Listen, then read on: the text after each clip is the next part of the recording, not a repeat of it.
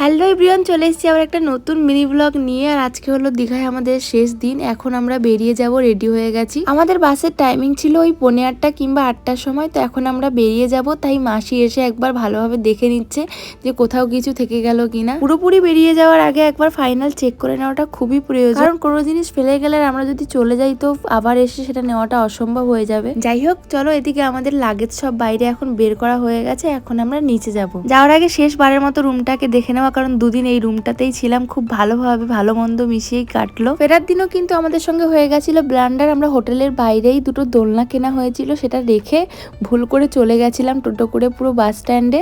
সেখান থেকে আবার ফিরে এসে আবার দোলনাটা নিয়ে গেছিলাম। একটুর জন্য আমাদের বাসটা মিস হয়নি। এখন আমরা হাফ চলে এসেছি, আর কিছুক্ষণের জন্য ব্রেক দিয়েছে, এখানে সবাই একটু খাওয়া দাওয়া করে নেবে। আমার শরীরটা খারাপ লাগছিল, তাই আমি শুধু আইসক্রিম খেয়েছি। আসলে কোথাও যাওয়ার সময় না এত ভালো লাগে, বাট ফেরার সময় আমি একটু অসুস্থ হয়ে পড়ি, জানি না কেন। যে কোনো জায়গায় গেলে আমি এটা দেখেছি, তো কি আর করার, তাই বলে কি আমি কোথাও ঘুরতে যাব না? সেটা তো হতে পারে না। এদিকে আবার আমরা সবাই বাসে উঠে পড়েছি, আর বাস আবার চালু হয়ে গেছে। আর আমাদের পুরো পরপর সিট ছিল 5 জনের। তো ফাইনালি আমরা কলকাতায় চলে আসলাম, আর এটা ছিল ধর্মতলা। আর আজকে মিনি ব্লগটা ছিল এতটুকুই। ভালো লাগলে লাইক করো, নতুন হলে অবশ্যই চ্যানেলটাকে সাবস্ক্রাইব করে দিও। দেখা হবে নেক্সট ভিডিওতে। বাই।